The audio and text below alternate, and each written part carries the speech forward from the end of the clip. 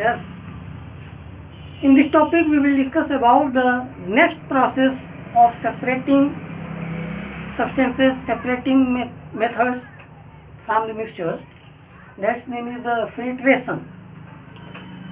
Before this, I have discussed about the decantation, and before the decantation, I have discussed about the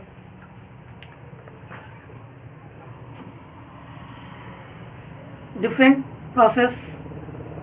So today's in this lecture, filtration. What is the filtration? The process of removing insoluble substances or insoluble solids from a liquid by using a filter paper is known as the filtration. Anybody can be asked, what is the filtration? So filtration, the process of removing insoluble solids from a liquid by using a filter paper is known as a filtration. So filtration is used for separating insoluble substances from a liquid. Filtration is the process used for insoluble substances separating from the liquid. So, for example, a chalk, mixture of a chalk and water is separated by filtration. A mixture of sand and water, in before already I have told you about the decantation. Mixture of sand and water can be separated by the process of decantation. Also, a mixture of sand and water can be separated by the filtration. In decantation, particles of sand will be settled down in the bottom of the vessels. But in this process, filtration, particles of sand are moving in whole liquids here and there.